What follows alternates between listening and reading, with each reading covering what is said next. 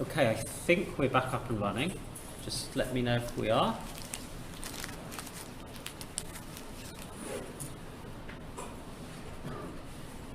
Can someone in the chat let me know if we're back up and running, please? Yes. Okay, good. So knight to c5, which is going to be taken. Yeah. DC, bishop e2. Okay, it's a justification there. Yeah. This king is surprisingly he's fine, isn't he? Yeah, no, I agree. He looks a bit shaky, but in fact, I would have gone rook f2 there actually. Yeah, rook f6 does allow legally castling at some stage for black, doesn't it? Kind of. Yeah. Blocks bishop. So rook f2. Just go after the bishop, and I guess it drops back somewhere. It's quite hard to work out exactly what's going on here. Yeah, rook e1, yeah, as Rook Jack e1. suggested. It's very dangerous for I wondered about this one. Also possible. Looking very dangerous. That might be a bit strong. Good move. That happened in the game, right? But I think that happened in the game, in a different version, but the rook was on f6. No, rook g8 was a blunder. Maybe just castles immediately. Rook takes c6. Oh, there's rook c6. Maybe you can go... how does can you go bishop c4 here? But the idea of queen c4, go queen g3 check. Bishop c4, yeah. And if bishop takes c6, you can take it with your queen. Right. It's just to show that's a nice move. Bishop c4. Well, maybe not. Maybe not. No, maybe it probably not, isn't but, a nice move. It's a nice tactic. There's some nice tactics in there. Oh no! What a shame. Yeah. Okay, let's go back. Come on, let's just at least see the tactics. Queen g3, okay. bishop g1, and queen h2. But no, you take first. He stops. But can you go bishop g1 instead of bishop c4? So let's try and I'll just guess what the best move is here. Maybe bishop g1, or maybe there's some stupid move here. Like, let's just have a think. I mean, rook g8 kind of look. Yeah, it's tough to play this, right? Because I mean, like rook g8 kind of looks obvious, but then it runs into this bishop g6. So how does bishop g1 is kind of screaming out at me.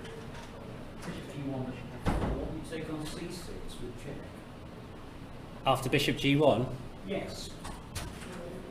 Also possible, yeah. Yeah, but maybe I just ignore you and go king f8 and say I've still got an attack. But Jack's saying bishop f4 after bishop g1. But then maybe queen e7. That's an interesting interference. I'm not sure about bishop g1, but there's probably...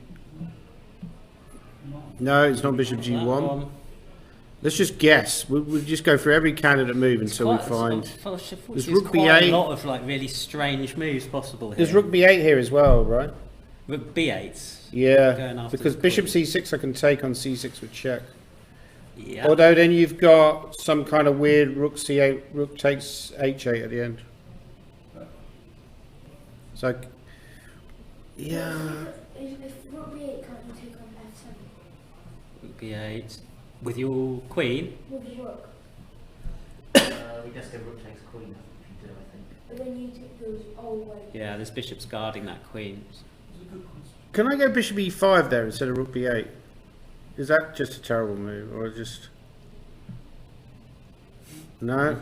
No, it's not the worst. No, it's changing, yeah. Maybe bishop e5. Swinging wildly. The way. Kind of feels like a natural move, right? I'm getting h2 for the rook, and if bishop takes c6, I move the king. So bishop takes c6, king f8. I think I got there eventually to the best move, but okay. So anyway, let's see what happened. Rook g8, bishop g6. Nice interference move as well. Castles, check. Rook d7, and the position apparently is balanced. Oh, queen h3 was a big mistake, by the way. Queen h3 was a big mistake. Yeah, apparently a better move was bishop f5, right? Bishop f5, I'd have to go rook d7. Yeah, then you go queen e3. The sociopathic queen e3. Queen e3 to guard the bishop. Yeah, bishop e5 was the best move instead of rook g8. Rook g8 was a big blunder. And then, so bishop e5 was the only move, apparently. And hard to see. But after rook d7 in this position, black's right back in the game. Yeah, rook d7, now it's a mess again. I mean, apparently you're supposed to take on h2 here. And just allow kind of weird captures and probably like a drawish position. And one of the big problems in this position is if you look at the time. So white's got 5 minutes left and black's got almost an hour. I think he has to bail out here and take his kind of the queens off. Yeah, but you've still got more pawns on the queen side, right? So I don't quite see why that's an obvious draw. Let's say you take, and then what do? You take the bishop. Maybe we'll take with a rook, I think. Yeah, but then like b4, a4. Yeah, I mean, there's some kind of chance for white, maybe. It seems a bit strange. This is just given as equal. It does, yeah. But she should be getting. This is what she should be heading for. But see, you had a win earlier, bishop f5. I mean, why go? Queen h3 is a weird move. Your queen was already on good on b3 because it was stopping the king from going to the b file, right? Yeah. I mean, it feels like. By the way, Adams has just played an amazing move. Okay. So I think we should go back to that game. Wow, actually he's already winning. If you go back a few moves, because we kind of left it around about... Fernandez played a good move, actually. So we left it after queen takes e3. We suggested queen b6. Queen d6 was apparently the best way to do it, because black should try and castle queenside. Apparently the best way is just to allow some kind of bishop c2 takes a4, but you get the king into safety. You're worse, but you're still fine. The queen, he played an amazing move here at c5, which is not obvious because it kind of weakens the d4 pawn. And means that your d5 break doesn't look like it's going to happen. Exactly. Ever. Exactly. And it also, you have to calculate here, because the first thing you consider, well, what about queen b3, for example? Queen b3? Yeah, sorry. But queen b3, I think the queen ends up in trouble, like queen e2 or something. Queen e2, and I'm just going to calmly go bishop c4 in a sec, which means you might now have to start running away. Yeah, and then I'm going to gain more time, right? I'm going to gain some more time on you, maybe with bishop c4, possibly just the plan in the game just to kick things off with f4, f5 is f4, f5 is also on the cards. So c5. So c5 was an amazing move. It's like one of those, you know, you're playing golf and you're hitting like a you know, a 9-iron from 200 yards to 10 feet or something for eagle. You know, I'm certainly not doing that. f4, b6. That looks like it's made matters worse. Yeah, but it's very hard to play black's position, because you think if I castle e4 and h5. If I castle queenside, I'm probably dropping a4. If I castle kingside, then as you say, you're just going to get mated on the kingside probably, or it would take like a supercomputer to avoid getting mated on the computer on the kingside. I would say. So it's just very hard for black to play this position. I think Adams' decision to basically, you know, go for the simple position was a very clever, practical decision. Yeah. Like f5 he played, right? Also a very good move. And that one was taken, and that's made matters worse again. So can I change my mind about saying I already feel Fernandez is going to win the tournament? You're entitled to change your mind every single round, I think, Benny, so it's fine. Or every single second. Every single session. So let's just think. So are we just simply going to capture that pawn back, do you think, with the G pawn, or is I'll probably take with the bishop, to be honest. Something else? You're just going to take the bishop? Yeah. I feel like this is just no, but maybe your G takes is better. Like, I mean, maybe even no, G5 is too I much. felt like there might even be some other tricks in the position. Something like D5 is quite an interesting move, because D5, my intention is to go D6, and if you take it, then I suddenly start maybe opening you up. Oh no, there's a brilliant move here, by the way, checks Adam. and There's a things. brilliant move. There's a brilliant which move. I don't think is that obvious. Okay. Well, look, we've got a prize to give away today, Danny. Right. So, for anybody who's here live, we've got a nice number of nice number of spectators, so, shall we say. E takes F5 has been played. Can anybody suggest the strongest move for white for a book prize?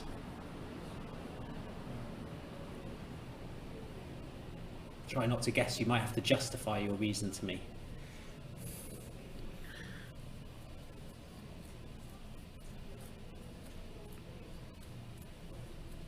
I'm not convinced I'll find this, to be honest. I mean, it doesn't seem obvious at all. Stop giving more information. Oh, so I'm not allowed to give more info. This is tense. Any suggestions? Gone quiet. Deep in thought. Well, I don't know the answer, so I'll have a think as well. Yeah, you can win your own prize. Yeah. Okay. Yes. Like D5. So D5, and if I take it, Bishop B5. King F8. King F8, C takes B6. C takes. This B6. guy should win the prize. That's correct. Yeah, D5 is the correct move. Well done, Amazing What's your idea. name? James Merrill. James. That's the one who okay, played well Jack done. Rudd earlier. Guy who played Jack Rudd. Yeah. Would you like to choose a book? Which prize was it? Oh, which one? Yeah, you just choose whichever one you want. But if I go D5 here, Adam, can you Please feel free to choose a book. Yeah. Well done. Can you take on C5 with a pawn?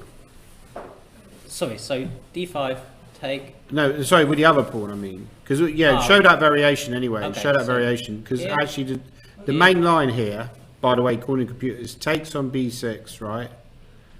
And then it's saying, what's it giving here? It's giving some weird line like. Queen. Hang on, let me get it back up. B7. And here, can you go bishop c5? No, it's giving Bishop C5, C5. Well right? done. Good suggestion. Queen E8. Queen E8. Wowzers. Rook Golly. takes, and then we take. And then we're just crushing. Because if you go, I guess if you go Rook C8 again, I go like Rook D5, right?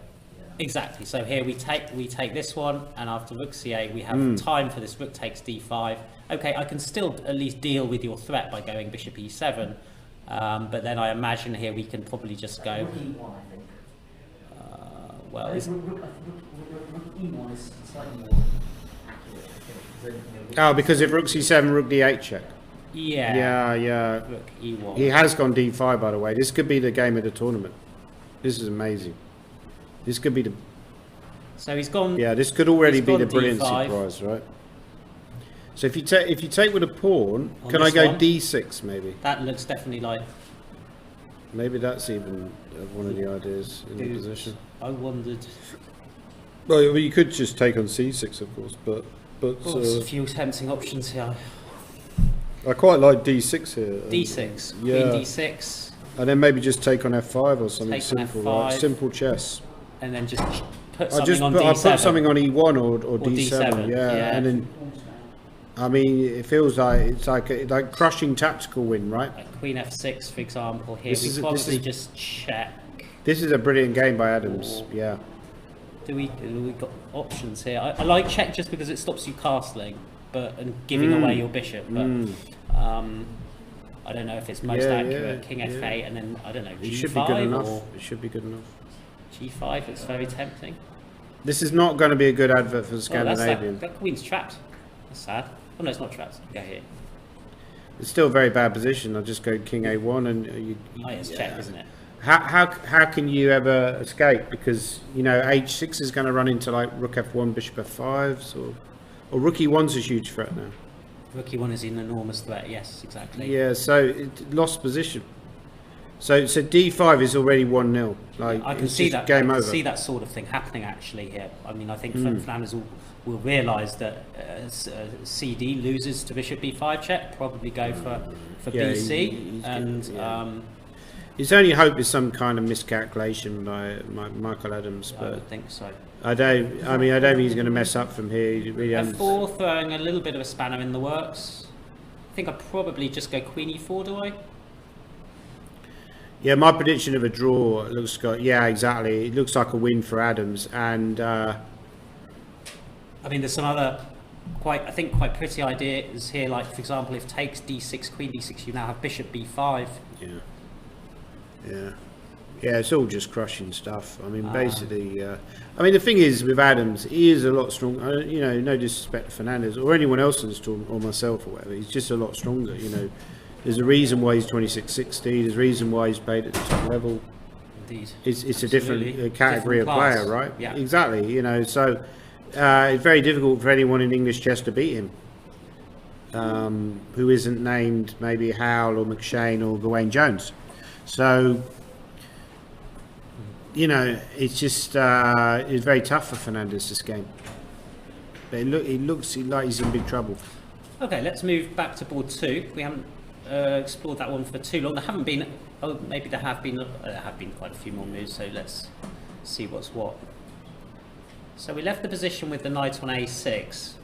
Yeah. And we liked rook. We liked just giving the pawn, didn't we, with rook d1. Yeah, but obviously, he wanted to play it safe and went rook b1, which not terrible, but not terrible. It's easy when you got the engine. The engine is absolutely, saying, rook d1 is crushing rook you. b8. And now he went rook d1. Okay. Yeah, because now maybe it's more obvious that if you take the pawn on b2, I start pushing d6.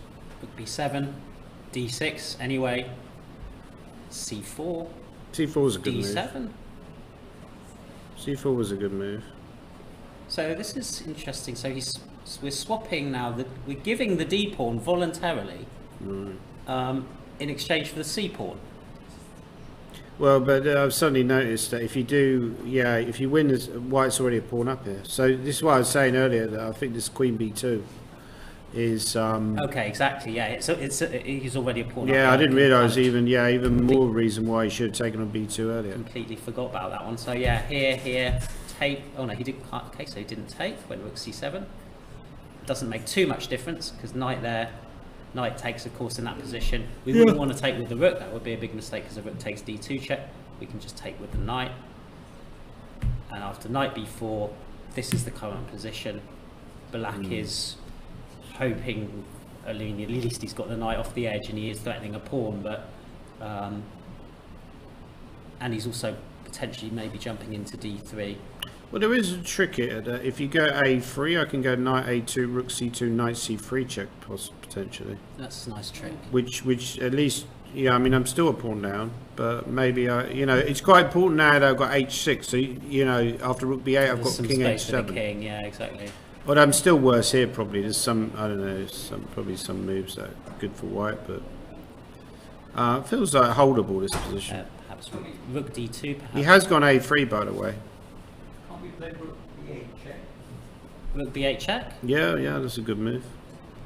And after king h7. I was hoping to snaffle the h-pawn. Sorry, I didn't realise it. No, I meant. Sorry, I thought the pawn was on h7, in which case it would have been... well, yeah, that would have been the end, yeah. That's what... I think you guys would have missed that. That's what Danny said. He said the pawn on h6 gives them the chance. But I think you could go bishop d2 here. Yeah. Sorry, rook d2 here, with the idea of maintaining my extra pawn, because rook takes, bishop takes, and now we can't take on c3 because of king d3. And if I go rook dc7 after rook d2? Rook dc7, yeah. Bishop d4. Yeah, you're better. I mean, but then you were better anyway, weren't you? Because you were a pawn up. So, I mean, the best. Yeah, I mean, this is what I mean. I lost interest in this game, to be honest. When he didn't take on b2, I'm like, what kind of chess is this? And what happens after knight d3 instead there? Rook c2. Just rook c2. Because knight b2, maybe you can just take with a rook, right? No. Oh yeah, maybe, because technically you're probably winning after. So knight takes b2. Rook b2. Which one? Rook on c2. No, hang on. Oh, you got rook c4. Yeah. Oh, okay. Yeah, that's probably clever. Yeah, maybe knight d3 is a good try. But knight d3, rook d1. You can play rook d1, can't you? That's rook d1. This is a problem. Yeah. That's a better move. Yeah. So just worse for black, and it just all stems back to why didn't you take on b2, which was just seemed to me really obvious. I just find the whole thing very confusing. Why didn't take on b2? Anyway. Okay, board 3 we left with this pawn on h2 after knight g4. He did play h3, Yeah. and he did retreat the knight. Nice. Knight f4, queen f5. I think we kind of got some of that. We were sort of expecting some of that, weren't we? Yeah, go for the Queen activity, c6. right? Wow, queen c6 is brave. Because I've been concerned about dropping h3. So yeah, he's saying, okay, you can take my h pawn. I don't care. Because I imagine here we're going to play bishop takes yeah. c7. Yeah. Knight g4, you've always got queen g2 Doesn't probably. like my knight. Bishop takes. Take the rook and then play. You can take the rook.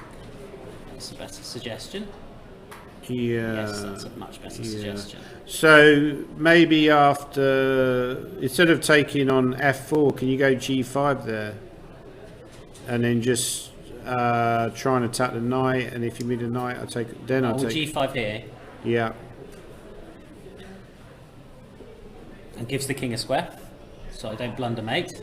Maybe not a great move, but didn't he go knight d5 in the game? What did he actually Play play? knight d5, yeah. Yeah, I think that's a sensible move, right?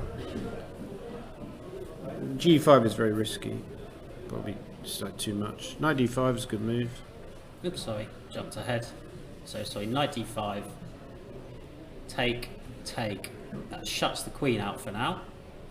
And of course, importantly here, we're not blundering mate because queen takes b5 is not going to win the day because of bishop f8 at the end, of course. So it's important. Rook a8, okay. h5. Queen b5, rook a8, and h4. So white seems to have stabilised his extra pawn. Yeah. This wasn't... certainly I don't think what Harry was Well, I say stabilised, but aiming for. it still doesn't look that. I mean, you know, it doesn't look that much better for white. Because what's your actual next move? Say if I went f6, how would you play? Was that too weakening, right? 6. Well, could I start by trying to take the queens off? Well, why don't you play f6? I don't know, James. Okay. What about queen h3 with that threat would? Yeah, I was going to say. You can't. So queen h3 here. I think I can just take your pawn on d5, can't I? There's no good reason for it. Well, it just loses a pawn. Maybe you play some move like king h7, just tidying the king away. King h7. Oh, but there is a queen d3. Queen d3 is. But I suppose you're not too concerned. But I think it's a little bit similar to the Harry Grieve game, but in reverse from yesterday. Even though black's a pawn down, it's going to be a real job of white to convert this. And black is still very active. He's got good pieces. Got a good bishop on d6. Queen on f5 is fairly active. Rook on a8 is ready to come down at a1 in some scenarios. If you go for that queen d3, I can trade and maybe think about rook a8, rook a1. Rook a1. And pin you. So a lot to consider for white. Long way away from converting, I would say, or even getting an advantage. Yeah, I was thinking maybe even might be entering a rook and pawn endgame, like with, for instance, let's say king h7, queen d3, take, a rook a1, rook c3, bishop b4. Point of bishop b4 is that now you have to go rook c2 because rook takes c7 is met by bishop d2, and then black could play bishop d2. But your worst serious one, you take. Okay, if we go back to the initial position, Adam. Return on, yeah. I think apparently rook a1 is the move. Immediately going for the activity. Immediately rook a1. Which makes some sense actually, because now queen d3 could just trade, and you have to take back the pawn, which is ugly. Looks ugly, right? So it kind of kills that queen d3 idea, right? Yeah, it does. Makes yeah, that's a lot. Yeah, the computer makes it look easy. I don't like rook a1, just play active moves, yeah? Computer so loves if I was activity. to play now queen b3 to unpin myself. Yeah, sensible move. Then you might... I don't know what I'd do to it. Maybe c5. Maybe c5, try to hit on f2 or something. c5, that's a dynamic move. Probably not a very good move, actually. You can take and go bishop f4, can't you? Bishop f4. You might just be better, I don't know. Yeah, queen b3 is a good try. Yeah. Well, what's the idea behind queen b3? You want to go queen f3 or something?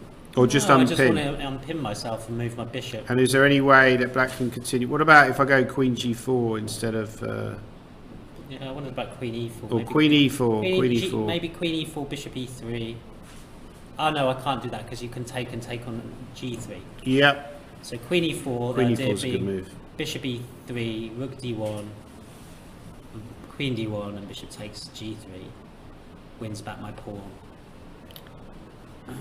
Apparently Richard Pert's winning today, so he stopped his run of draws. Okay. Don't know if it's worth going to that game. If it's, you have to go a long way down. Well, I'll tell you what we'll do. It's we'll have a short break, five minutes or so break. We're going to wrap up today, guys, about 6:45, so that Danny can get his impossible quiz set up. So just to keep you in the loop with regards our finishing time today. But yeah, we're going to go on a short break, and we'll see you on the other side.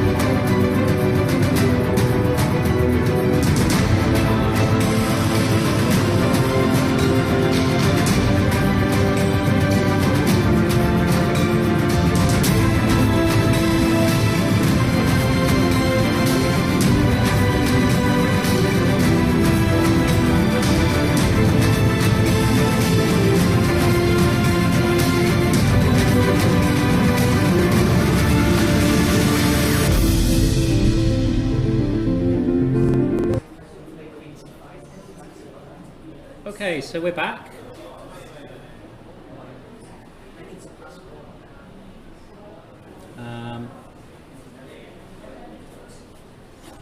And just joining the Mickey Adams game again. The last few moves that we saw there, as we saw the position after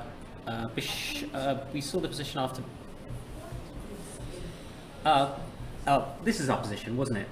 D5 happened, and then the suggestion of Jack Rod was to play F4, which is indeed what happened. Queen E4, CD, Bishop B5 check, King F8, Rook takes D5, Rook D8, trying to get some pieces off. Rook D1, logical move. Rook takes, and G6. And the idea is that you can't play Rook D7 and just win like that because of Queen takes C5.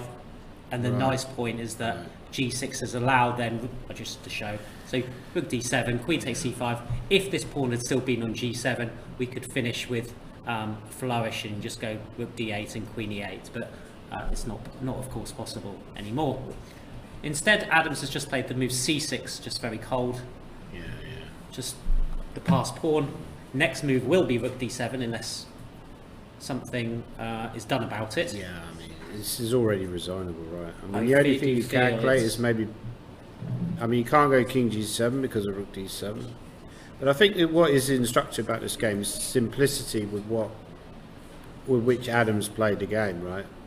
It reminds me of like Karpov at his best, or Fischer, you know? The way they would construct these kind of light square symphonies. That's essentially what he's done in this game. But again, I think it's very instructive, the whole idea of going this opposite coloured bishop's position, right? Yeah, opposite colour bishop, middle game, importantly. What you notice is very strong players, they use strategic ideas, you know, like the strong D pawn. We've seen that. Where here White has a strong C pawn. But also this idea of attacking in the middle game with light square bishops, with opposite square bishops, sorry. And actually there was a famous Russian chess trainer called Mark Dvoretsky. And he devoted an entire chapter to this subject in a book of attacking with opposite coloured bishops in the middle game, right? And showing all these really instructive examples. I think Alexei Simagin was like one of the guys that would win a lot of games like this. But yeah, after the move Bishop F6, still a little bit of work to be G5 done. is it looks like a clever move here. G5, just trying to push that bishop back into the hole, so to speak. Well, I mean, obviously the really obvious move here is obviously Rook D7, right? But Rook D7, is met by Queen E5. Queen E5, and you still so you would calculate Queen E5, Bishop E5, and then C7. And King G7. And actually it's not so simple. I think it's still better here, moves like Bishop C4. Yeah. But there's probably a more clinical way to do it. G5 looks like a very, very sensible move. G5, can you go, yeah, Queen E7, I've got like Queen F4, it's still really horrible for black. So, yeah, I'm not expecting Fernandez to survive here. I think it really stems from not quite ever solving the problems from the opening. No. And I didn't like this whole idea of going, well, I liked it at the time with A5, A4. He has gone G5, by the way. Killer move. And effectively, the game is over. Brilliant win for Adams, confirming his position as a pre-tournament favourite. And yeah, he's going to be very, very hard to beat again. Yeah, Queen E7's happened as well. Queen E7, Queen takes F4, I would anticipate. Can Bishop take B2? You can, but I might just try and get try and get a perpetual. Yeah, Bishop will cover E2, so I think I can just take it. But I could also maybe just dance around your. And I couldn't quite dance. You don't even get one check though. If I yeah, take you it, don't right? get one. You don't get one check. It's just. I think after Queen F4, he would probably resign actually. Unless, well, you could try Queen E1 check, King A2, Queen E6. Bishop C4. Bishop C4, yeah. probably other ways to win, but bishop c4 looks good enough. And then you're threatening rook d8 as well. So, yeah, this game will not last much longer. Apparently, by the way, Mark Hebden is winning now. Wow, that was Dong's collapsed in the endgame, which was a drawn endgame. Mark is a very good endgame player. I've been on a losing side of... I think he's ever studied rook and pawn endgames, but he just... Or so he claims he hasn't, but... he just seems to be very good at them. And... yeah, it's just the activity that White has is too much. So if I just... because it looks like a pawn that needs to be captured, what happens after rook takes h6? Maybe king g5, yeah. And if I run backwards, I can check you and go f7. you can And check then me forced win a material. and go f7. And your pawns are not far advanced enough if your to... pawns were down maybe a couple more ranks, then we might be in business, but we're definitely not in business here. Not with the active king on g5 today. I think you have to go back a few moves. Apparently there was some... let me see what the blunder was. Back would you like? We'll go back a few moves to... Let me have a little look. Around here seems okay for blacks somehow. Oh, hang on. Yeah, it was actually a move 56. Move 56. So really. Yeah, recent. really. Like king f4. The best move in this position. Again, it's a tricky move to find because you kind of like you want to keep the level material, right? This is where I think real calculation, rather than I think with Dong, he sometimes he plays too quickly. He plays intuitively. You've got to have that ability to knuckle down and really force the draw. D4 is the move here. D4, golly. So D4 loses a pawn. So let's say I take. You can just maybe hit the pawn, king h7. King h7. And then if you took on d4, you take on h6, sorry. It's not actually winning for... This is the hard thing to see, because it actually does look winning for White after king e5, right? Why is it that not winning? Because maybe king g7 or king g5, yeah. Maybe got to this position of his calculations after king e5 and thought, oh, this is just trouble for black, right? Possibly. But king e5 and the point is I'm gonna either go there or go there unless you stop me. The other game I think is interesting. I think we should go to. Cool. This is Nick Pert game. Okay. Because I think Nick Pert is. Last time I saw it, he was in big trouble. 6. Will he pull the escape hatch again with the draw offer? We've seen him do this before. You saw him doing that in the last round. He pulled the escape hatch. Well, I mean, black is the only one who's pressing here. Will it be enough though? So can we just see where I think we left that one quite early, did we? Yeah. Can't quite remember where we left it. We haven't looked at this game for a little while. But White opened the position up. So rook on a7. Adams has won, by the way. This Adams was has on A7. won. It went there That very game early is in the over. game. Oh. Take. B4, so black's got a nice active rook there. Just doubling up. Yeah, rook b2. Someone said we want to see Danny versus Nick chess boxing. Have you seen the size of him? I don't want to see a Danny versus Nick chess boxing match. No thanks, I'll pass on that one. So tactical point here is that you can't get 2 rooks to a queen, which is what you'd like to do. Yeah, because right. after take, you have there's this a queen a3, nasty. and even though you have a check on b8, that's not going to be enough because you've still got 2 pieces being attacked. Yeah. So losing material. There's nothing we can do. Yeah, very safe position for black, isn't it? It's really what black wants from an opening. It's just basically now just a pawn up. You're playing for the win without any risk. But I think he's done the correct things.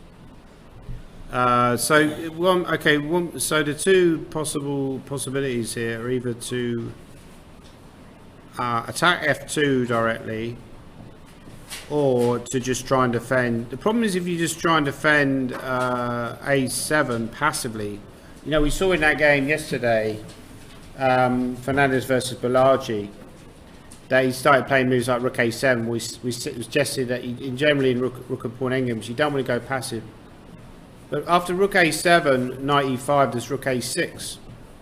So actually not so easy for white, because if you now go rook c1... Well, I think probably what okay, so yeah. Yeah, if you now go rook c1, I go a4, and, A4. and the pawn is starting to run. Yes. I wondered though, probably a smart move here for white would be to go rook a4. Ah, right. Just stop your pawn running any further, and then I'll bring my knight back and take you. Yeah, true. Yeah, that's depressing. I mean, I don't know if you should. I mean, you I'm not should be worse, running, obviously, you but should be running now. But I feel like this game will end in a draw because Nick's a good defender, and but it would feel like a bit of a moral victory for Nick to draw this. Overall, starting from the opening, he will feel very depressed about this game, but from this position, he'll be delighted to make a draw, right? But the way this tournament's going, I feel like it feels like he's basically been outplayed. Struggling a bit for form, isn't he? He's struggling for form, and I think partly it's because he just hasn't played chess. You know, it's difficult to suddenly just switch it on. Yeah. You see with Michael Adams, he hasn't played much chess recently either. He was a little bit rusty first round, but now he's starting to turn on the style.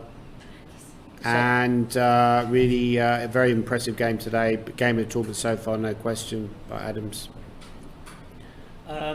There's a question in the chat, and as she's doing so well, it would be nice to spend a little bit of time on this particular one.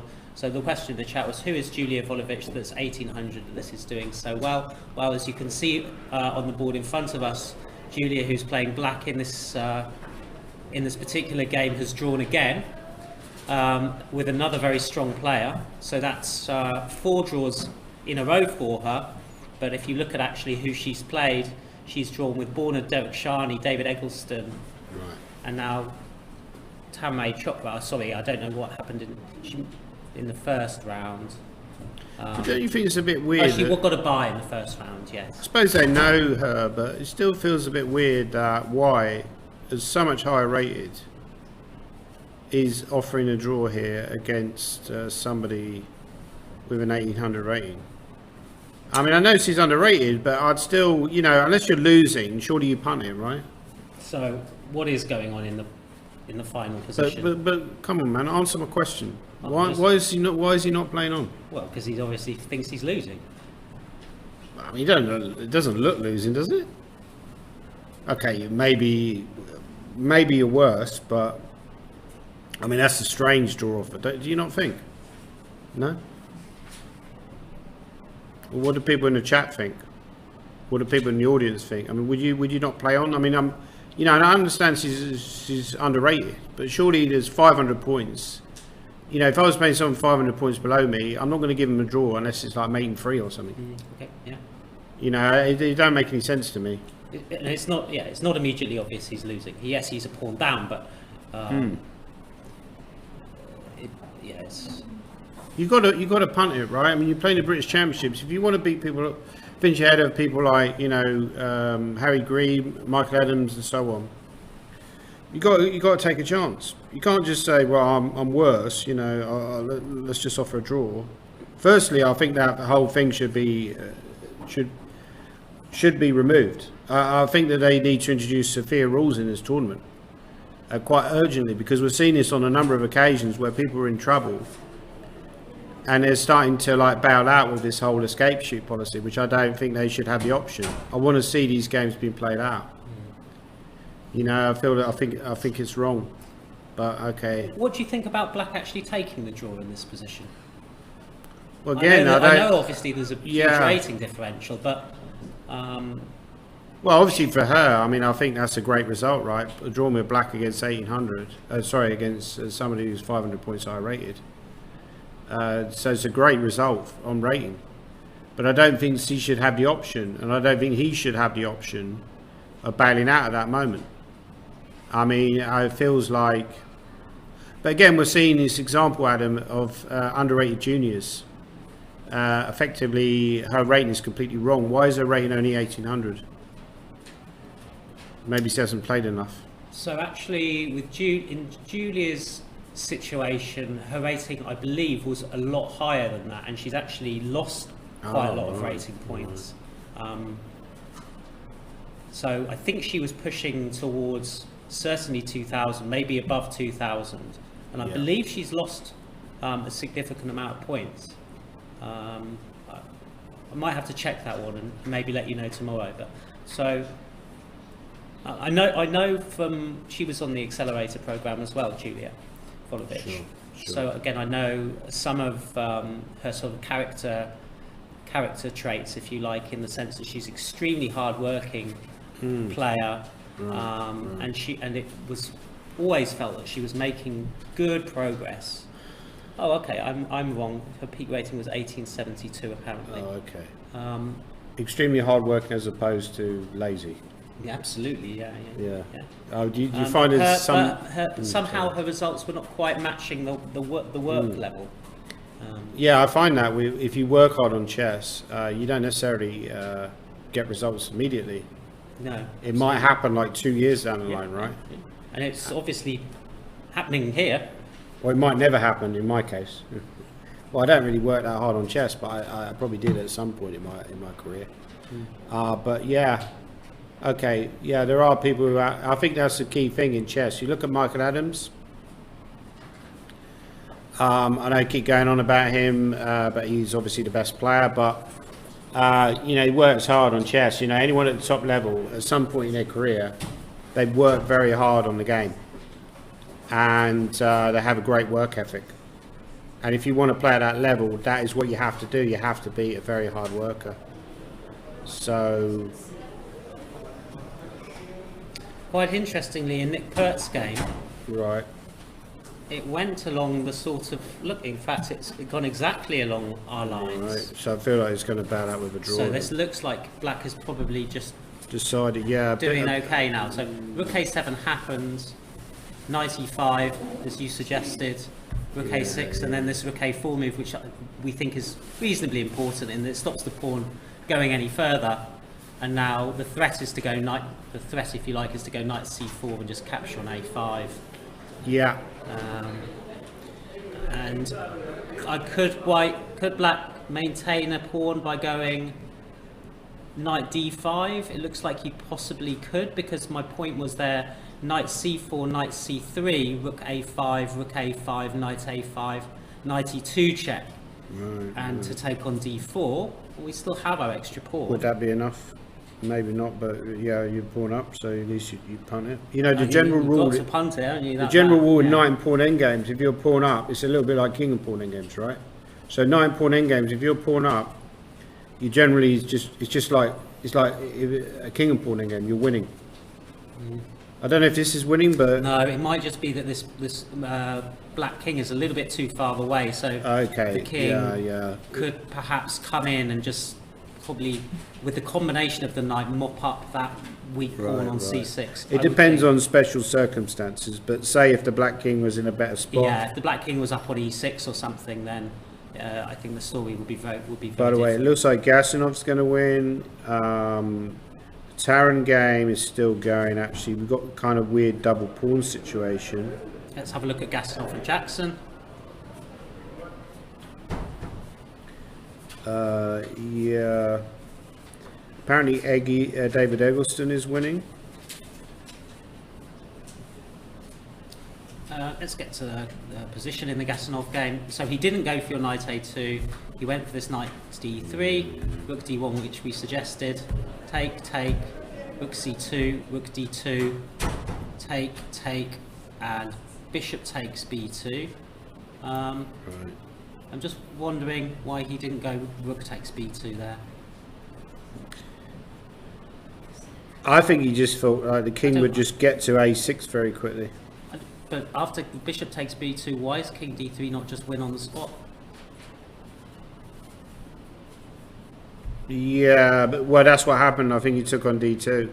Oh, he took on D2 and took on A3. He was still losing because you exchanged down, but so he didn't like this one because this king is probably so active, yeah? You're just going to take it and exactly. go. But A4, and also you have to deal with the H pawn, so you've got a waste to move dealing with the H pawn, which you've got a waste to move dealing with the H pawn, which is unfortunate, which doesn't give your bishop time to get to probably its optimal square for the moment. Exactly. Now we go king here, king here, king here, king here, and if the bishop ever sits on this square, we'll just swap it off. Suffer City here, I think, Adam. Yeah. Suffer City. Yeah, Richard Pert won. Well done, Richard Pert. And this has happened, but Richard Bates didn't bounce back. He only drew, so slightly. He's playing one of these underrated juniors. Eggy, might be worth looking at the David Eggleston game. Actually, it was a very interesting game. David Eggleston and Adam Ashton. Which board is that? Sorry, board 10. Yeah, might be worth looking at the game from the start. Actually, sure. So we saw one of Adam Ashton's games earlier. Who was he playing against? Remind us. Was it Fernandez? I think. No. Oh, you mean Ashton? Yes. Oh yeah, Ashton. Yeah, against Fernandez. Yeah, he lost that game. Looks like he's in trouble again. So that was a sort of Alapin as well. He plays the C3 Sicilian, Adam, which is quite a good book actually by Gary Lane. I remember back in the day on the C3 Sicilian. Gary Lane's like an international master from originally from England, but I believe he now lives in Australia. By the way, have you seen that Gary Lane once appeared in a film on Netflix? Apparently, I didn't see that. No. I think he's been on television already. Yeah, he's been on TV. He was like he played this admiral like in a very brief role.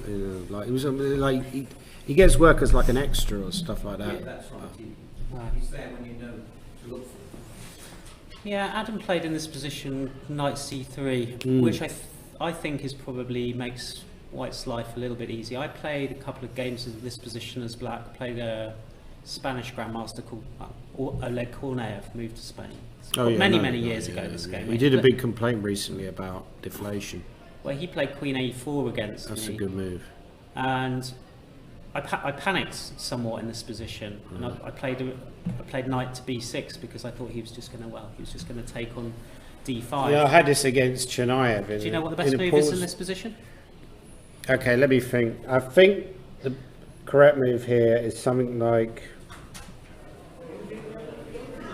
I mean, I know you can play like I don't know if it's Queen C7 here or some weird move like. Best move is Bishop D7. Bishop D7, yeah, you can give the pawn, right? Away. Yeah, I had this against Chernayev and I did something similar. He went Queen E4 and I think I played it really badly, right? And I ended up losing really quickly. Chernayev type Chernayev game as well. I also played Evgeny Sveshnikov in this position. As black, a very big expert on the C3 Sicilian, and he maintained tension, I think, with Rook D1, which is it just feels that by playing Knight C3, you are releasing a little bit of the tension and allowing, as we see with this exchange here, the pawn structure to become. It doesn't matter. Fragmented. It doesn't matter what move you play as White. It's basically equal. Like Queen E4, Rook D1, everything's equal according to the engine. Yeah.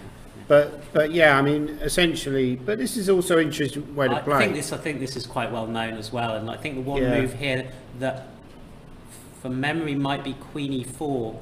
I'll give up the pawn. To give up the pawn to play for an attack, and I think the best response is to play Queen A4. Wow. Just to limit Bishop D3. Just to limit that bishop attack. And if Bishop G5? Bishop G5. Maybe there's some tricks. Does it carry any threat though? I could just leave it maybe. Yeah. Just play maybe Bishop H6 D7.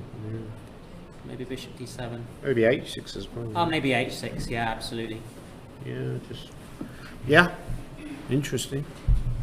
Getting a lesson on the C3 Sicilian, right? Okay. Anyway, let's get to the game. Bishop D2 he played. Rook D8. Q1. B6. Okay. Bishop B3. Bishop A6, Queen E4, Rook C8, Bishop C2, G6. So now White sees this and wants to play H4, go for an attack. Maybe H4 is not the best because this Rook D2 seems to kill any White exchange sacrifice. You know the move I would play here, right? Have a guess. After G6, you would play. Can anyone in the audience guess? Or maybe don't care. I don't know, maybe the move played in the game is the best, but feels like a bit weird, right? Would you play rook e3? Now the move I was thinking of was queen f4, but the problem with queen f4, maybe there's like a bishop d3 as well, because once you get those light square bishops off, that's also kind of annoying for white. Right, so if bishop d3 and we trade these, and then I still kind of carry on with my visions. No, of I can never mating mate you. I can never mate bishop you. f8 I can never mate just you. stop the plan completely. Yeah, so it's okay. Instead of queen f4, I mean, I could play here knight g5. But I guess you just take here. yeah, somehow it doesn't look convincing to me. Maybe instead of queen f4, can I try? What about bishop g5? Is that a try? Bishop g5. Doesn't. I mean, none of these moves are going to work, really, are they? But And if I take on c3, probably a good move. Yeah. and just Yeah. So there's nothing here for white. yeah. Okay. So after h4, David makes an exchange sacrifice, rook takes d2, Probably still in his prep. knight d2, queen c3, and knight's got to move or be guarded. Knight here. That was This a bad looks like move. it could apparently be a it was bad mistake. move, yeah. Knight b4. Why not rook d1? Actually, if you go back and move, why not just Just rook d1 in yeah? this I position. mean, Yeah. you know, surely that makes more sense.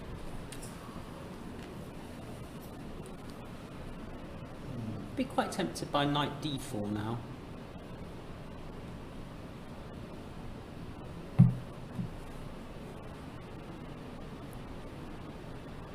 Looks like a reasonable move. Maybe bring it back to f5. Black's got certain activity here, but still maintains, so is a little bit behind materially. Knight f3, knight b4 attacks the bishop lots of times, bishop b3, knight d3 comes in, okay, d1. Yeah, after queen c3, Bishop the best. c5. Sorry, if you go back, the best move was rook d1. Yeah. Yeah. So already knight f3 is just a really bad move. Knight b4, bishop b3, knight d3, rook ed1. Queen a4 was also a mistake, right? Yes. What would you play here as white? Another test. There's one good move here. Well, it's still worse. A very difficult position to play for white, I think. The move he played was very bad, apparently. Oh, you're dropping f2 as well. Yeah, I figure you're probably going to have to do something about that f2 pawn, and that's either rook takes d3 or rook d2. There's a trick here. There's a clever move the computer points out, which looks very counterintuitive. It was actually quite clever. Oh, by the way, Gasanov has messed it up. I'll have to go back there soon. Okay, tell me the trick. Okay, queen e2 here, Queen e2. which is a tough move to find, because I think the idea is if you take on f2 with a knight, like with the idea of knight d1, discover queen a6, knight d1, and move the king, right? And then You're attacking two pieces. yeah, exactly. Oh, sorry, not there, obviously. Let's check the bishop. Very clever. The engine is so resourceful, right? It plays this counterintuitive move, queen e2, which looks really ridiculous because you're putting the queen in the same diagonal as the bishop. Yeah, very hard move to It's a shocker. find that one. Very hard. But I think it always stems that terrible move, knight f3, basically, after queen c3. But I think, to be honest with you, after the exchange sack, It's easiest, much easier to play it's as much black. easier to play for black. It's very hard to play for white. Yeah. It So, actually looks like David's played a nice game here, hasn't he? Because he's got the opening, balanced, equalised, balanced the position, and yeah. I exchange mean, sack at the right David's, time. saying yesterday that maybe his slight weakness is positional play. Yeah. But it's very clear that one of his strengths is preparation. This kind of position where it's very active. It's kind of like he's good at that kind of computer-like chess, right? Dynamic, like very direct chess. But yeah, so the C3 Sicilian needs a reboot based on this game. Apparently, Gastinov's gone wrong and now he's no longer winning. Wow. So what was a mistake? Technically hard to win these, isn't it? You know, very easy to mess it up. I don't really, you know, this has come back to what I was saying about. I think Adams is just going to go clear because other people will drop draws. You know, and okay, it's a long way to go, but I can see him surging clear of the field. It wouldn't even surprise me if he was clear leader after this round because who else is going to win, right? We haven't stopped in on this game anytime recently. This was 2-4, 5-2-4. So white's a pawn up, but the black rook is active on very active on b4. He's been a pawn up for a while, hasn't he?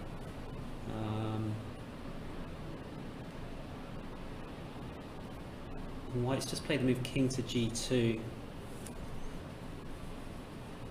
And I imagine, I don't really understand king to g2, but with the double d pawns it doesn't look like this should be any real advantage for white. Like what happens after just, I mean, what do you play after rook b3? You just go rook d2, do you? You just hold on to the pawn. Yeah, I mean, I kind of actually feel isn't this just me? I thought I might be immediately winning my pawn back with bishop b4, rook c2, bishop a5. right, But then you can play rook c5, right, which is too much for me to work mildly out. annoying.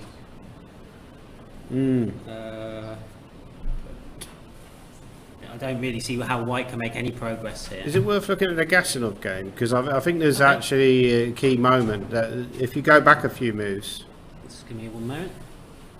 a very surprising decision by white, I think, Okay. and now looking like very drawish. So go back to Where he went h3. Oh, sorry, where he went bishop d here, this rook position. a1. Right. Apparently h3 is far better because the whole point is you need this king side. So what he was concerned about after h3 is that black would go a4, a3 and then you wouldn't be able to win. But if you keep the king side, probably it's winning. Like a4, rook b5, get the rook to a5, and then you can slowly, I mean, I don't know, it doesn't look that easy anyway. No, it doesn't look easy, but you doesn't can look sort of easy, but try and get your king up to maybe e8. I mean, if you could get your king up to yeah, e8, yeah, there's perhaps always with these your rook on breakthroughs, a7, you know. then you might be. Funny enough, this Might be ending able to reminds me get of an ending I had against Brandon Clark in last year's British, where I could have gone into the bishop versus rook ending. Would have been similar to this, and it would have been a draw. Very similar positions to what they got on the board, but I didn't. It wasn't quite like this because I didn't have an a pawn.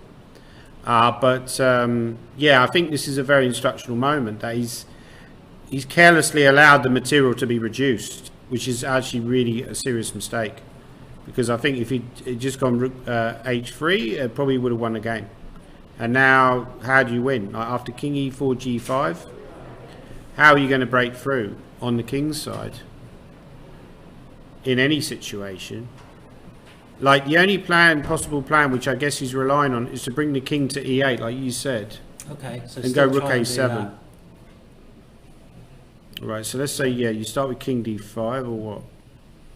So he's gone, has he gone g5? Maybe he hasn't Shall we played just take g5 a yet. look? Sorry, yeah.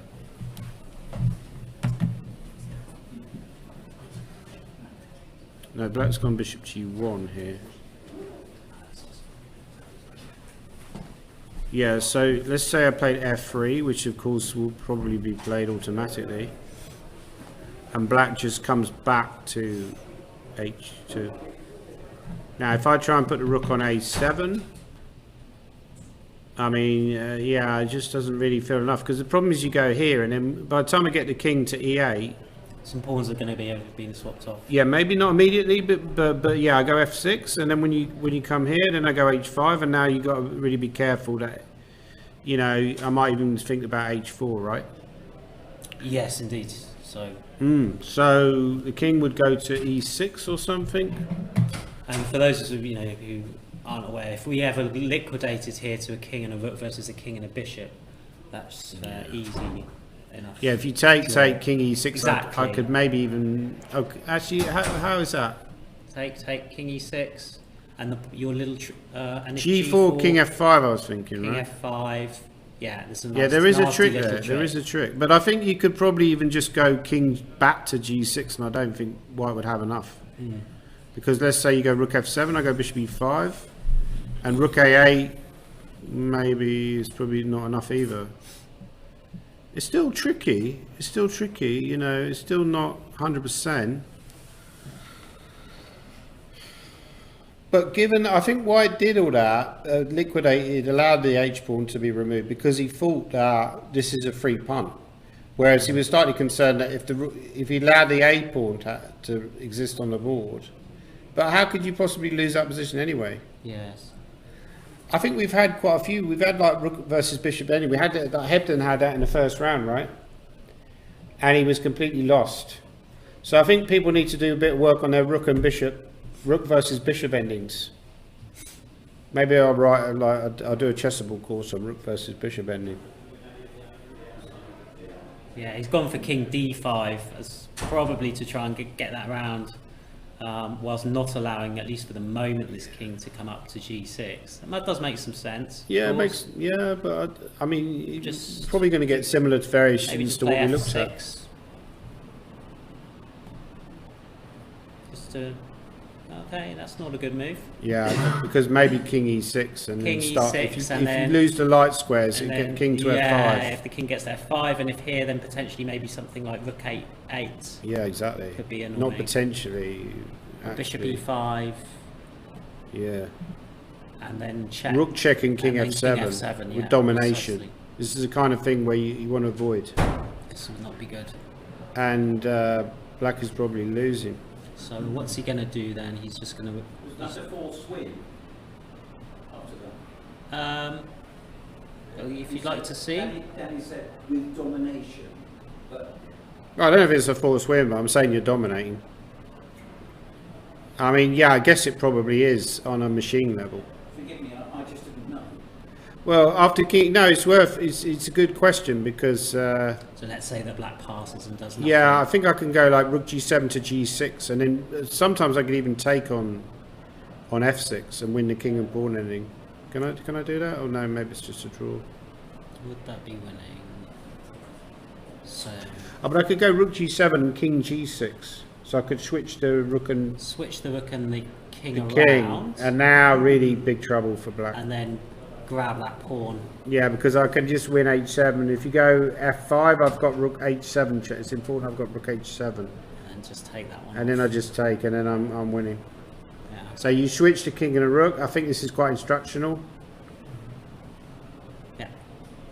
Makes a lot of sense. So yeah, because actually the king in this one, this is quite interesting as well. So the question, is black winning? Is white winning here? But actually, yeah, this clever move h5, and then if you take on g5, I take on g4, and whichever way you take, I get the opposition, and that's just a draw. Yeah, so he could get it's easy to get careless there. But basically, this position is a draw. As long as black doesn't do anything stupid. He's going to go round with the king. Yeah, this is the correct way to play. Yeah, f6. And now f6. So I think he saw this earlier, white, and thought this is probably winning. But actually, I don't think it is. It's close. It's close to winning. So now if king e7, bishop will have to come back to guard the pawn. Yeah. And... king f8 maybe? Try and come around the back. But now I go for this h5. Very important move. I've got this h5 resource. Needs to go h5, and I think realistically here, if white has any dreams of winning, he doesn't want to allow h4, does he? No. So. This is why as black you need the h-pawn. Without the h-pawn, it's a fairly trivial win for white. Yeah, I can probably just go g4 here. G4 now, yeah, and it's a draw. Yeah. Essentially, I think the game will end in a draw now. I think so too. So the question is, will anyone join We haven't looked Adams? at this game for a little while. But they've got less points, right? I know they got 2.5. Yeah. Have they got 2.5? They do. Yeah, They I do, think they got thank you. 2.5. Yeah. Certainly. Okay. Hebden's joined Fernandez on Hebden's won 2 in a row now, hasn't he? on 3 out of 4. Back to 3 out of 4. So there's a few on 3 out of 4. Fernandez on 3 out of 4. So how's this one looking, Danny? This is that opposite colour bishop that we Yeah, that it we is. saw, that we thought maybe white was a touch better in terms of being a little bit easier to play. That now it doesn't really. Well, it's interesting. We were talking earlier about opposite colour bishops in the middle game. The player who is attacking has a big advantage, but in the end game, it's very drawish. Yeah. So what we suggested earlier, that the game looked like it was heading for a draw.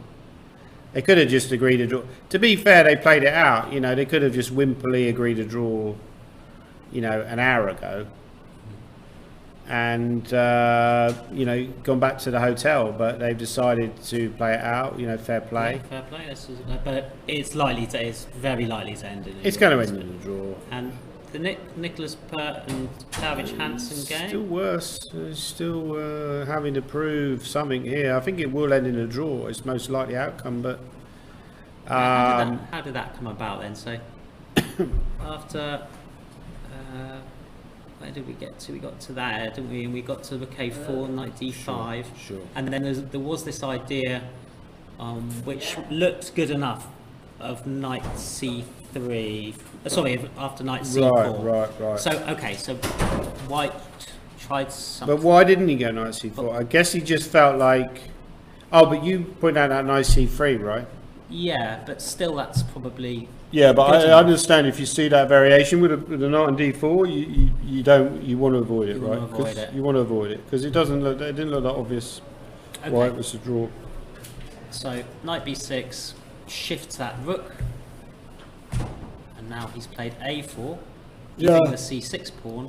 You know why it's regained the pawn? He's still worse because of the activity the black has, and a pawn is actually more relevant than the d pawn here. Do you like what black's done there? Yeah, I think this is actually quite reasonable, but it's still probably not going to be enough to win the game. But at least he's testing him. He's not like agreed to draw. I wonder whether there were any draw offers in this game. That'd be interesting.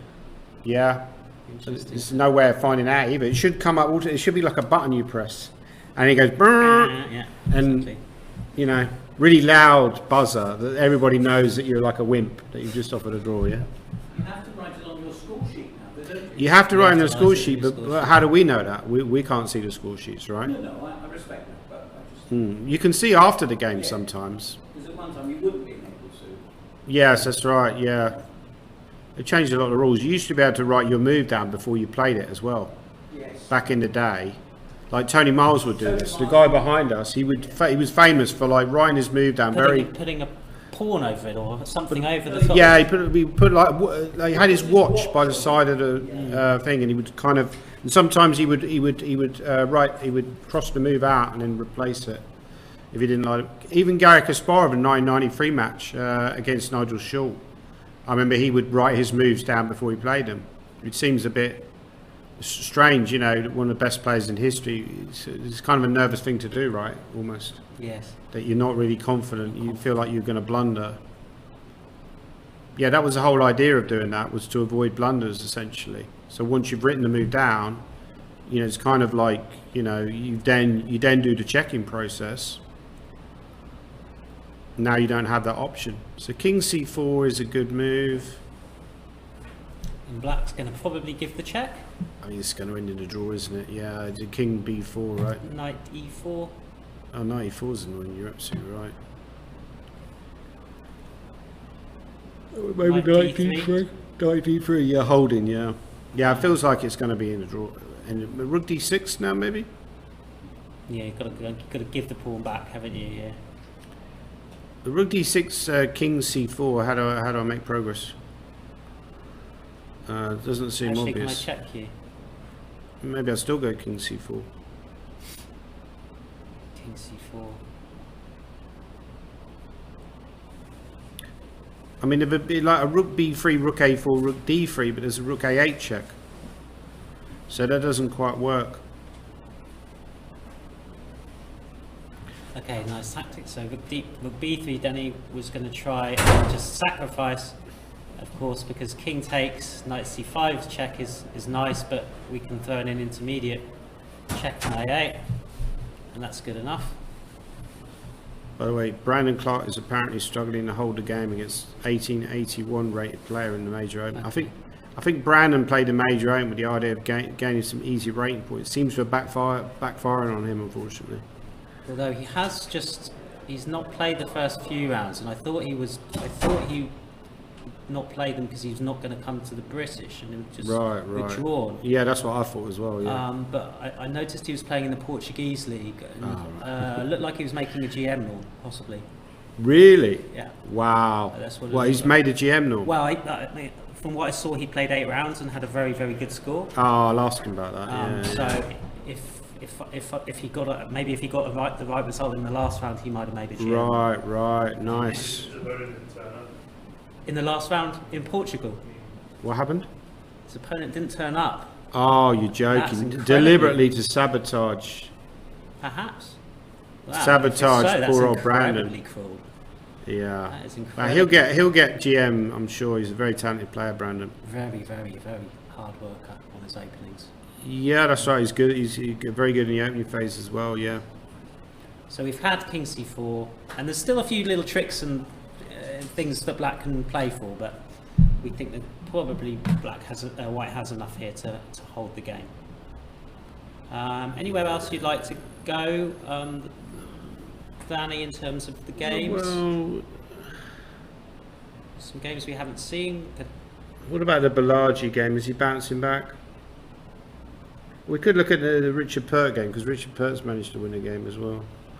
He was still, some sort of contender, but he's quite a long way behind. He's only going to be on 2.5. So this is the current position in Balaji White versus Katerina Toma. Looks rather drawish, Amadon's right? a pawn up. Yeah. But having played d4 now, if White keeps the pawn on, which looks like the right decision, to me anyway, to play e4 here. Right, yeah. Is there a way that I could e4, yeah, I hadn't seen that move. Yeah, that's Is clever, there a way that I could immediately just perhaps... Maybe knight e5 check, Knight e5 and then possibly d3? Is that the idea? d3 is a good move, yeah. And if king e3, knight g4, you start... Yes, as long as I can get rid of one of those pawns. Sure. Just like the James Jackson game, the more pawns I can get off there, the easier the defence I think is going to be. Somebody said Brandon's playing the morning and afternoon. He's playing the morning tournament as well. Yeah, he did that. He's done that before. Yeah, I know. Yeah, I mean, I was amazed actually at Hastings. This one's not still completely dead in the water. I was totally exhausted just playing the afternoon tournament because you say like in chess tournaments now, you never get rest days. You used to get rest day in the British when it was over 11 rounds. You never get rest days now. They've abolished something of the past. Most tournaments now 2 games a day. Yeah. Which is one of my. Actually, can you name my 3 top bugbears in chess? Could be a good question. 2 games a day. 2 games a day is one of them. Yeah. The fact that the English, the British Chess Championships isn't just for British players. Oh, that's a relatively new one, but that wasn't one of the ones I was thinking of. But yeah, I'll have to add that to my bugbear list. Okay, yeah, but it wasn't in your original top. It wasn't in my original one. Yeah, okay. I've kind of just draw offers. Oh, that's a new one as well. I think that's top 5 now. So there's 2 more though. 2 more. Oh, golly.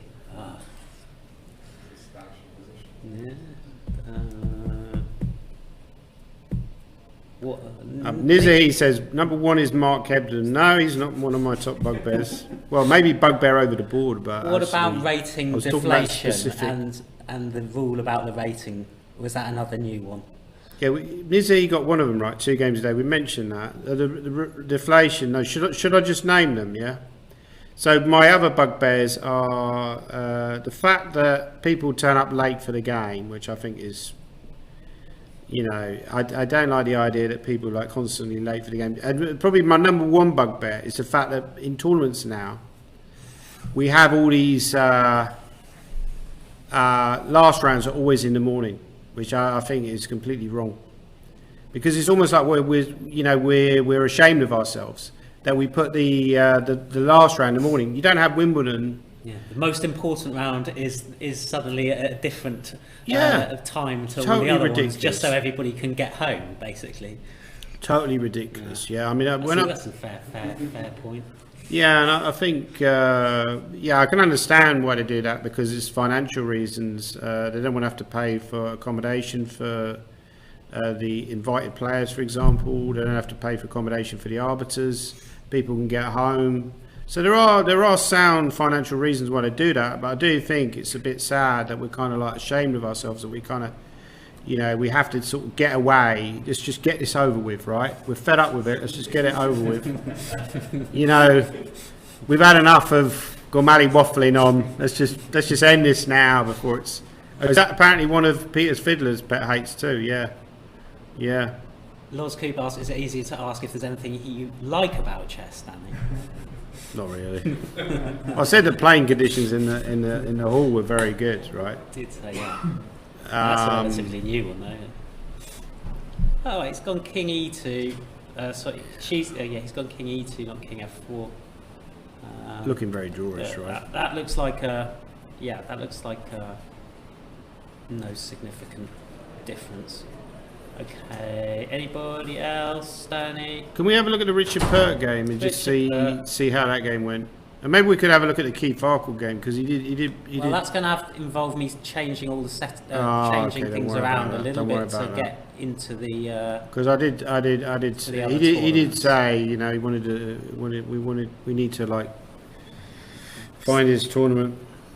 I can try. I can go on a break and try if you like. Sure, whatever. I'm not really that bothered, but should we go back to the start in this game? Sure.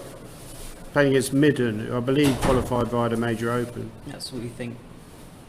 So D4, knight 6, C4, E6, knight 3, D5. I've seen quite a few of these type of things today. Knight H5. Okay.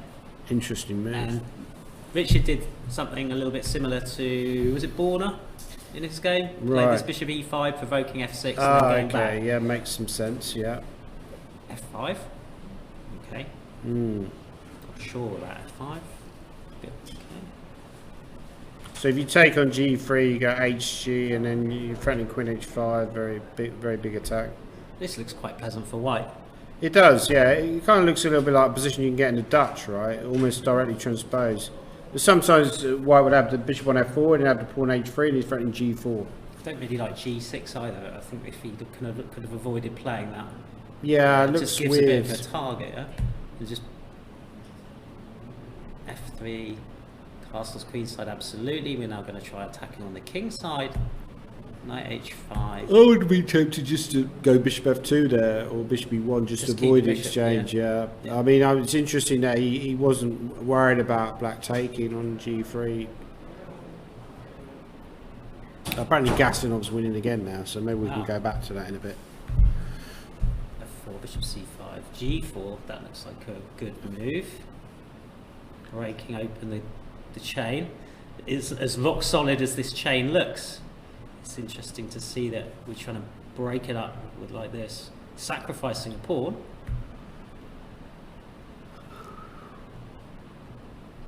Yeah, G4 is an excellent move. G4 was an excellent move. And now kind of G4 obvious, again. G4 in the space, 2 G4s in the space of 3 moves. That's not something you see every day. Yeah, if D4, just give up the piece. Yeah, the attack's just too obvious. Check. It's a really nice game so far, actually. I think it's been made a little bit easy by the way that Black has. See if there's any improvement. Black has played here. Queen takes E3. Okay, so there's no real counterplay here. We're just going to play our pieces to the H file, I think, by the looks of things. Okay, he's gone to the G file. E6. Wow, that's a funky move. So what's the trick here? If I take your bishop, we're going to win by playing Queen D4 and Rook F8. Are we? That's a Rook D8. That's a nice trick. Whichever thing you take, you're going to get mated. Yeah. Never played G4 enough times, he says. Queen E5 and E7 as well is strong, yeah. Okay, H6, Queen E5 check, Bishop D3, calm move, just gonna snap that pawn off on F5, and black resigned. That was a rather miserable game. I think you're right. It stems back to that G6 move, which was just even knight E4. The engine was saying was better. You know, like it kind of looks weird to go knight G5 back to F6 back to E4, but at least that would have maybe slowed white down a little bit. But apparently, yeah, this Eldar Gasanov is. So I think what happened is we've got a big swing. It's just the swinging bar by the looks of things, Danny. Actually. Yeah, that's what I'm saying. The engine can't assess this correctly. It thinks, oh, apparently instead of taking on H5, Rook G8 was the move. Adam. Oh, I see. Rook G8 allowed a pawn to H4, and you're still winning. I don't think we quite got this position in terms of what we were trying to get, because I don't think we had our rook up on A8 already, did we? No, but it's a very similar position, right? Yeah, but it's key. But there's obviously a key difference. Yeah, but I think you could got this by force. Now King F7. King F7. Ooh. I think. And just allowed a pawn to H4. It's very, very tough to see all this. Okay, so pawn H4. And what are we going to do to win? I don't see how we're going to win. Oh, good point. Oh no, you go Rook G7. Okay. And if I go... Now you go King G8. So? Maybe. I don't know. But I don't know, what else can you try? Yeah, fair. I don't see how it changes too much. Yeah, I don't know, maybe the engine was just going nuts, but apparently it was saying it was winning. Let me check again, right? He's given check, and he's given check. I always have to cheat on these things because I'm incapable of working this out for myself. It is saying it's now equal. But I think the key thing... Oh, wow, there's a brilliant move here. Brilliant move. This is really instructional. Wow, this is insane. Oh no, that's ridiculous. That's ridiculous. Okay, go back a few moves to where we had this rook G7. You want the rook G8? Yeah, rook G8. Yeah, H5, rook G8. Yeah. Where's my line gone? Here. Yeah, rook G8, King H7.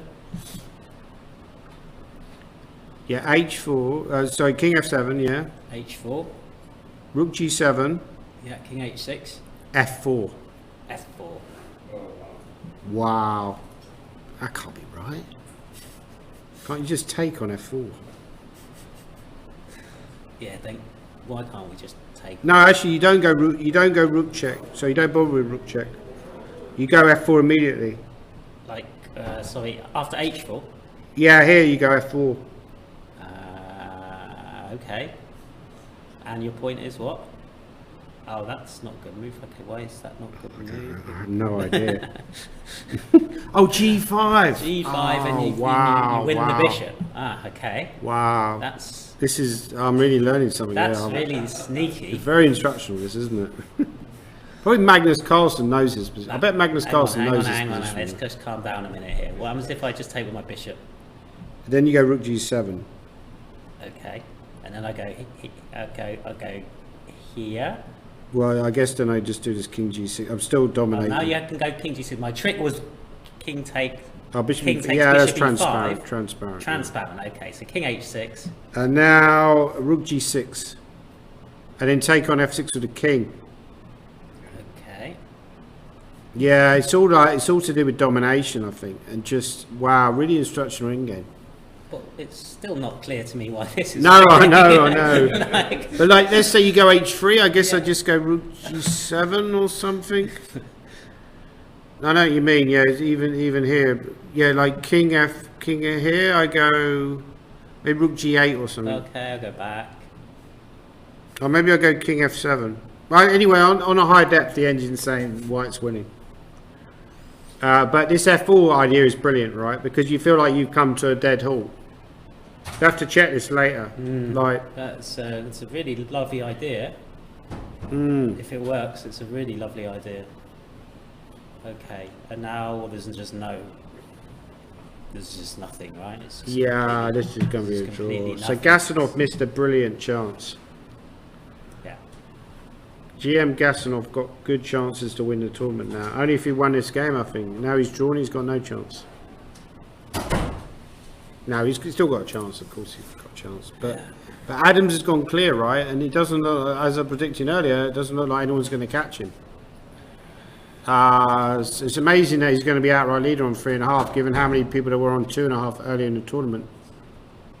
This one's not really going anywhere, is it? How's Chris Duncan getting on anyway? Ah, Chris Duncan, hello, sir. Hi there. Joined. Not very well. Not very well. Not very well. I just blundered into perfection. Oh, did you win your first drew, game? yeah? No, I think the first game is two draws. Two draws. Well, Mark Hebden's had 2 draws and then he's had 2 wins afterwards. So you try and follow in those footsteps. I will do. How did Keith get on today? Well, Keith is in big trouble. He's in trouble. Well, I'm not sure. We got to go to Keith's game then. That's- He did ask. that. He did. Yeah, it's Rook and 2 versus Rook and 1, but he's got a worse position as well. Right, let's we got to go to the Keith game. Okay, we're going to go on a short break because Danny's going to do his quiz in half an hour. If it was the other way around, Keith would definitely win. Yeah, okay, I'll go to the toilet. I'll be back in a bit. But no, it looked like he was going to get killing stuff on the back round.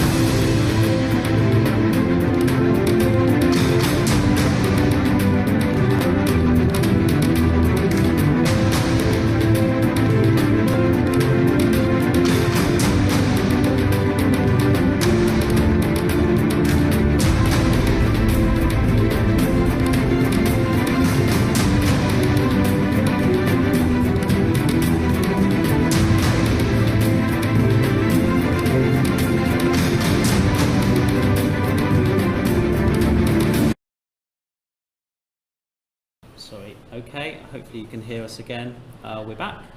You'll have to excuse some slight graphical problems there in terms of the names at the top and the bottom, but white is FIDE Master Tim Kett, black is Grandmaster Keith Arkle. This is the second round of the over 50s tournament, senior over 50s championship,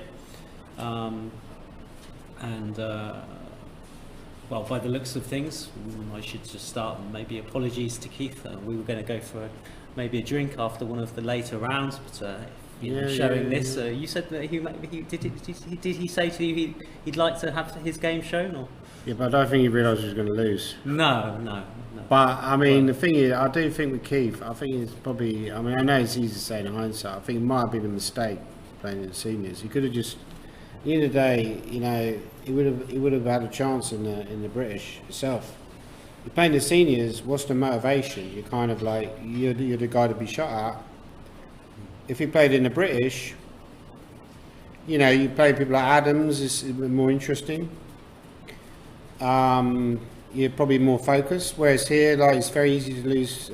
But yeah, we'll try and rectify the situation. Hopefully. In remaining rounds, and hopefully we can see some of Keith's wins, because it doesn't look like he's going to win this game. He's certainly not going to win this game. He still potentially could draw the game. He could still potentially draw the game. It doesn't look very likely. Should we go back to the start of the game, maybe? Just very quickly go through the... Okay, sure. So it's Caro-Kann. Unusual, Queen C7. That is very strange. So Keith is normally plays C5, doesn't he? He normally plays C5, which he claims is called the Arkle Kenkin variation, but apparently that might not necessarily be the case. But I think you've got to learn this bishop F5 after C4. I mean, I'm pretty sure after E5, free E5, the best move is bishop F5. I'm certain about that. You just got to learn it.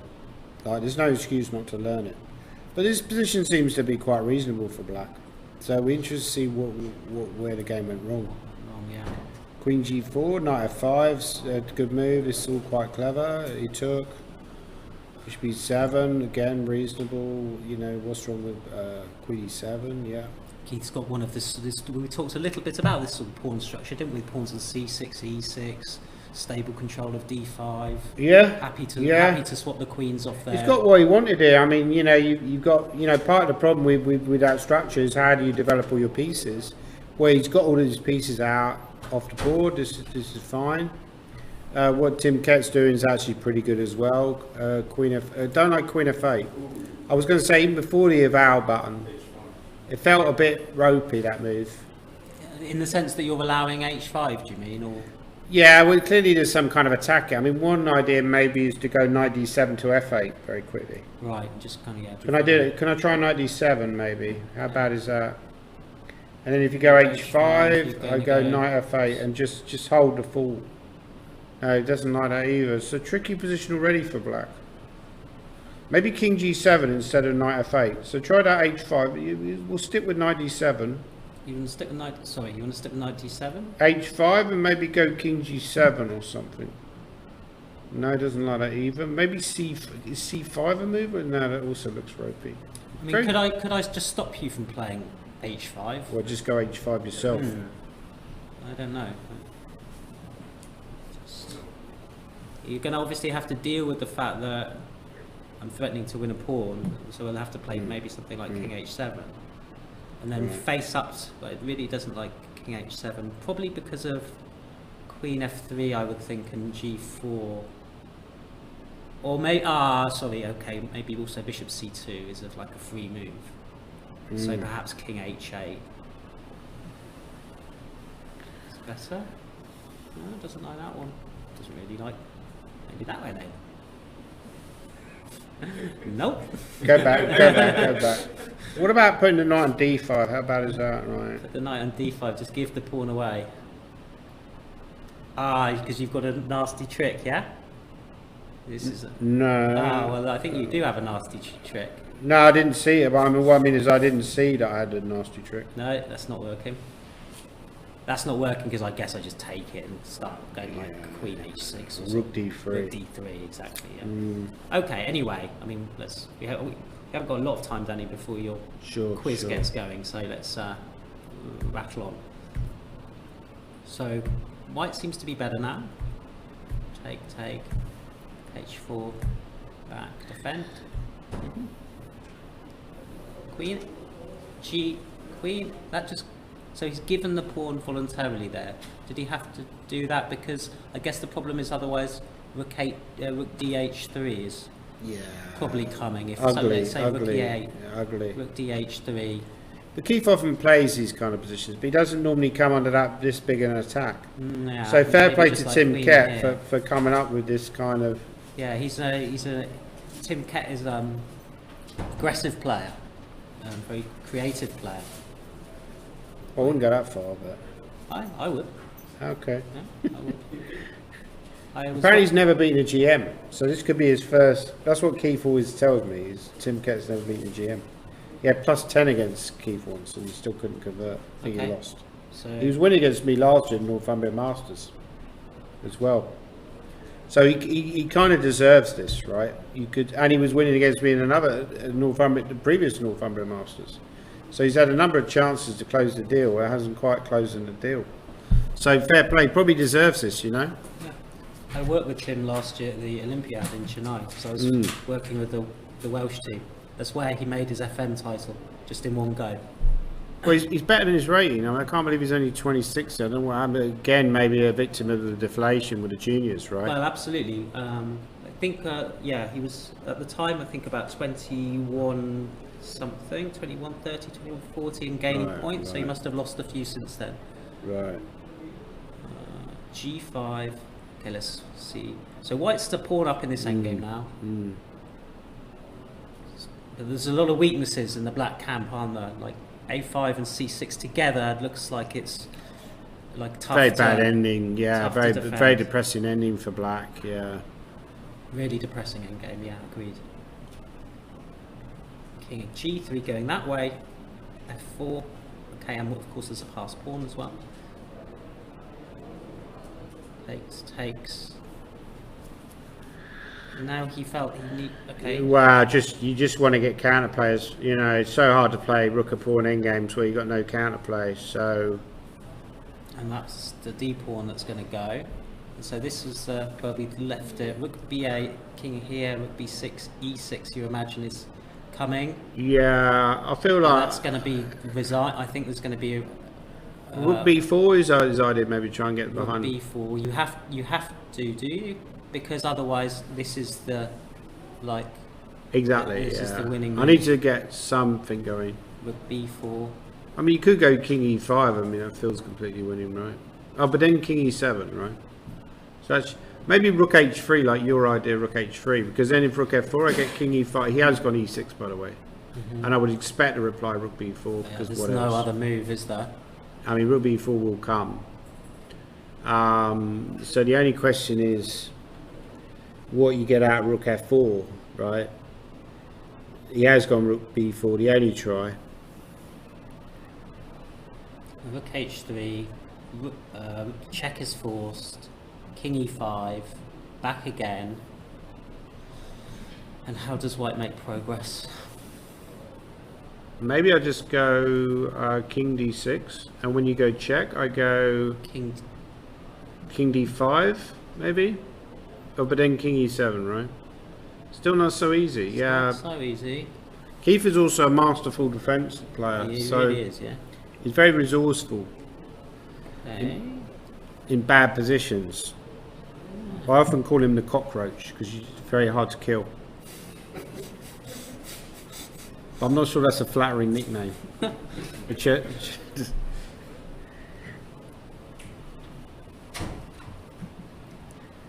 Yeah, it doesn't seem to be these games on lead chess. So I can't cheat with my normal chess evaluations. That's good. That's good. Let's just try and have a raid. We have a raid. Oh, really? Apparently. Well. So we need to keep this going once we finish this, so we can have loads of viewers from mine. We don't have long to go, Danny. That's true. Come on, there's a way. How do we do this? Simple. Well, it's not to me anyway.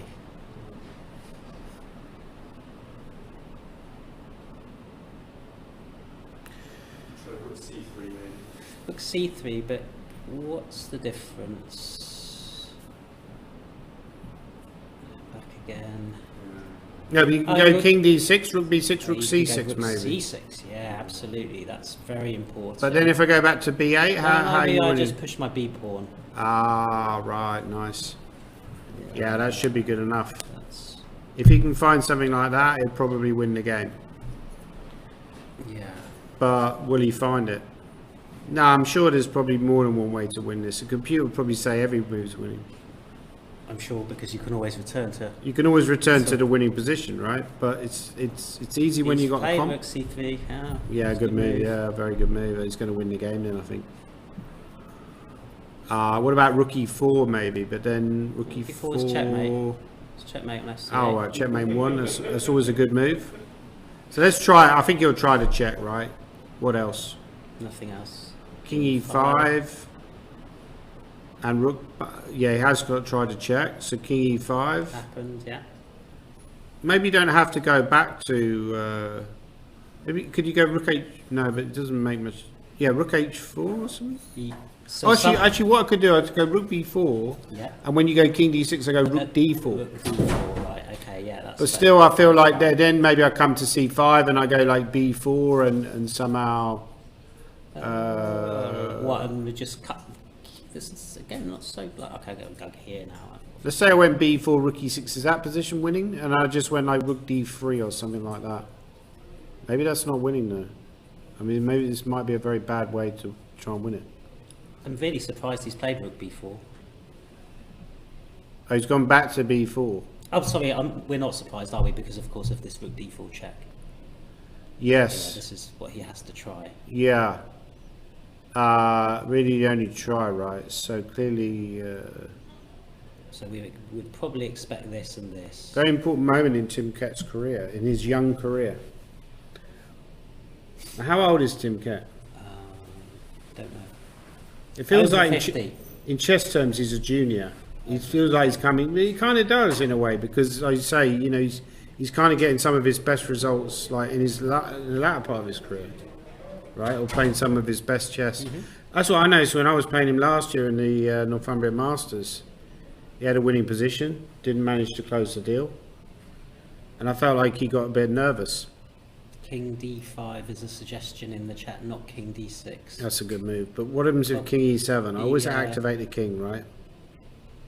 Yeah. But now I go check, and if you go king d8, Why can't we just go back again though? or king e8, yeah. But now I do your king d6. Okay, and I check you again. No, it's still to check, right? But it's slightly this different time you've now. got your rook up there. Yeah, I could go king use c5, rook e4, e7, for example. e7. That's a E7, good right? move. That's And then a I very good push. move. So if we can get a rook somehow up to the 7th, right? Tim Kett born 1962, so that makes him No 61. spring chicken. I think he's younger than that, isn't he? That would make him in his 60s. I'm sure he's not that old. It could be. Really? No, he's not that old. That's rubbish. Let me check. No, he's I'm gone sure he's back not. to e3 with his rook. That doesn't look like a. I mean, it doesn't look like the clearest way. King e7, you imagine, is going to happen. Oh no, now. he's right. He was born in 62. Wow. Wow. So he's actually a lot older than he looks. Incredible. I'll tell him you said that. Nice Yeah. compliment.